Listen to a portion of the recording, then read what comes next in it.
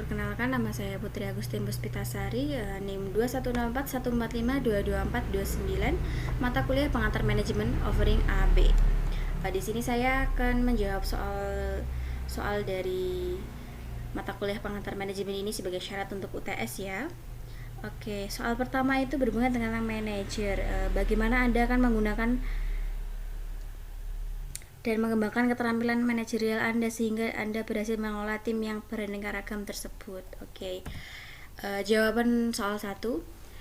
Seorang manajer mengembangkan keterampilan dengan baik sesuai pengalaman selama 8 tahun itu dapat memilih mana dari pengalaman yang sudah lama itu sama seperti sekarang, atau bisa dibilang harus memilih dan memilah dengan baik dari pengalaman tersebut. Dan jika semua ingin dicapai dan bisa terwujud sesuai keinginan, maka saya atau kita yang ingin menjadi manajer harus merencanakannya dengan matang dan sistematis agar nantinya saat berjalan bisa baik dan tanpa hambatan. Nah, jika ada hambatan, kita harus mencari solusinya terlebih dahulu, serta pengorganisasian ke anggota yang sudah ada dengan baik. Nah, untuk mencari anggota yang masih kurang tadi ya, kan kita di soal tadi butuh 12. Mohon maaf tidak saya bacakan, tapi di soal tersebut ada membutuhkan 12 orang tim dan masih ada 5. Kita harus mencari sisanya dengan anggota yang berbeda-beda. Itu tergantung manajernya sendiri. Dia harus pintar-pintar mencari orang-orang yang berbeda-beda dan pas untuk dimasukkan ke timnya. Dan dia juga harus pintar-pintar berkomunikasi kepada karyawan-karyawannya yang lain atau anggotanya untuk mencari informasi-informasi bagaimana siapa saja yang harus kita rekrut dalam sebuah tim ini sesuai dengan atasan. Nah, seorang manajer juga harus memiliki toleransi terhadap karyawan-karyawannya. Jangan egois, dan kita manajer harus menerima saran atau kritikan dari bawahannya. Oke. Untuk itu jawaban soal 1. Untuk jawaban soal 2, ini pertanyaannya tentang organisasi. Sebuah lingkup organisasi. Organisasi itu tergolong dari beberapa, yaitu ada 3: eksternal, internal, dan umum. Organisasi itu merupakan kumpulan orang-orang yang bekerja sama untuk mencapai tujuan. Terdapat seorang ketua, wakil ketua, bendahara, serta sekretaris, para anggotanya, dan lain-lainnya. Dalam anggota ini tergolong 3 lingkungan. Lingkungan eksternal. Dan lingkungan eksternal itu adalah lingkungan yang dari luar organisasi atau luar perusahaan. Misalnya itu pesaing, pelanggan, organisasi lainnya. Intinya itu dari berasal luar organisasi. Nah, sedangkan lingkungan internal itu adalah lingkungan yang berasal dari dalam organisasi. Misalnya karyawan jika di perusahaan atau anggota-anggota organisasinya. Ya, seperti itu yang ada di dalam perusahaannya, karyawan, yang lain, sekretaris, bendahara, termasuk atasannya, seperti itu. Nah, sedangkan lingkungan umum adalah lapis terluar lingkungan eksternal yang tidak langsung berpengaruh terhadap organisasi dan manajemen, termasuk ke dalam faktor sosiokultural, ekonomi, kultural, teknologi. Ini untuk jawaban pertama dari soal apakah sih organisasi tersebut merumuskan lingkungan sebuah organisasi. Nah, itu ya jawabannya untuk soal kedua yang A. Soal kedua yang B. Pertanyaannya itu, apa itu ketidakpastian lingkungan? Bagaimana Anda dapat meminimalkan ketidakpuasan tersebut? Ketidakpastian ya, mohon maaf tadi. Ketidakpastian lingkungan merupakan faktor yang memengaruhi kinerja perusahaan. Ketidakpastian lingkungan dapat didefinisikan sebagai rasa ketidakmampuan seseorang untuk memprediksi faktor sosial dan fisik yang berpengaruh terhadap perilaku pembuat keputusan dalam organisasi, atau juga tidak terprediksinya kejadian pada masa mendatang. Nah, untuk meminimalkan ketidakpastian tersebut, kita harus kita merencanakannya. Kita harus merencanakannya dengan matang-matang. Untuk mengantisipasi kejadian yang tak terduga pada masa mendatang, kita juga harus mempunyai solusinya atau plan B. Agar jika ini terjadi, solusinya apa? Apa kita pakai rencana ini saja? Nah, seperti itu. Jadi insya Allah itu bisa dapat minimalkan. Itu dari saya, pendapat saya. Untuk pertanyaan yang C, pertanyaannya yaitu, globalisasi manajemen mengharuskan para manajer untuk bertindak dan bersikap global. Mengapa organisasi harus terlibat dalam persaingan global? Apa dampaknya terhadap budaya kerja organisasi? Karena jika mereka tidak terlibat dalam persaingan global, perusahaan tidak akan berkembang dengan baik. Dan daya saingnya dalam perusahaan global itu, persaingan global itu sangat-sangat sengit sekali. Jika salah satu perusahaan atau organisasi tidak dapat berkembang dengan baik, maka mereka tidak bisa bertahan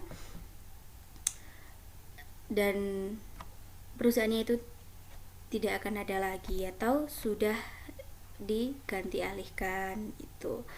Jadi organisasi tersebut pasti akan susah dan mereka itu harus mampu menghasilkan produk-produk yang baru agar perusahaan bisa bertahan, dan mereka juga harus tahu tentang pengetahuan. Nah, pengetahuan terutama apa? Terutama di bidang teknologi.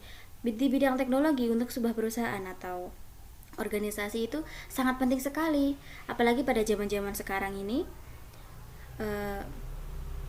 Teknologi sangat dibutuhkan sekali dan dampaknya juga pada daya pesaing dalam organisasinya itu. Mereka juga akan tertinggal dari organisasi-organisasi lain karena kekurangan pengetahuan dan tertinggalnya berbagai informasi-informasi agar organisasi tersebut bisa maju dan berkembang. Oke, itu saja jawaban dari pertanyaan nomor 3. Oke, selanjutnya jawaban soal nomor 3.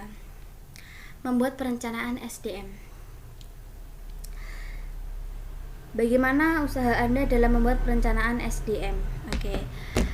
Usaha saya mungkin akan mengelola SDM dengan sebaik mungkin dan saling menguntungkan antara satu dengan yang lainnya. Contohnya itu membuat sekolah-sekolah kecil untuk yang ada di pedalaman atau di pulau-pulau kecil terpencil seperti itu yang membutuhkan pendidikan. Nah, untuk SDM-nya itu harus benar-benar dipilih. Kita harus melakukan pelatihan dulu. Apakah dia memang benar mau? Apakah dia benar-benar mampu untuk mengelola dan ikut serta dalam perencanaan ini? Apakah dia benar-benar bisa? Nah, jika sudah dan dia mau, maka kita akan ke pengorganisasian. Nah, itu. Dan kita harus benar-benar memilih maupun memilah dengan baik ya, agar tidak terjadi yang tidak diinginkan di masa mendatang untuk SDM-nya. Maka solusinya itu ya sama seperti yang tadi saya bilangkan di soal nomor 2. Kita harus punya rencana. Nomor 1 ya sepertinya. Rencana atau plan B, juga kita juga harus mencari solusinya. Nah, seperti itu. Untuk biayanya itu mungkin kita akan mengajukan proposal ke pemerintah jika bisa, jika sudah di ACC. Jika tidak bisa, kita cara lainnya apa? Mencari donasi-donasi dari yang mau dan seorang yang dermawan jika ingin membantu. Ya, seperti itu mungkin rencana untuk mengelola SDM untuk pendidikan ya. Jawaban soal nomor 4. Nomor 4 itu tentang sebuah perusahaan penghasil alat permainan anak-anak ingin menambahkan lagi produknya. Nah, produknya itu yang dulu itu alat permainan dan minuman. Nah, sekarang dia ingin menambahkan pakaian, tapi juga ingin membuka di berbagai cabang. Termasuk struktur apa? Ya, struktur fungsional. merupakan struktur organisasi yang paling umum digunakan oleh sebuah organisasi atau perusahaan. Dalam struktur ini pembagian kerjanya dilakukan berdasarkan fungsi manajemennya seperti keuangan, produksi, pemasaran, dan sumber daya manusia. Setiap karyawan yang memiliki skill dan keterampilan yang sama akan dikelompokkan ke dalam satu unit kerja. Inilah yang menyebabkan jenis struktur organisasi sangat tepat diterapkan pada sebuah perusahaan maupun organisasi yang hanya menghasilkan beberapa jenis produk atau jasa layanan.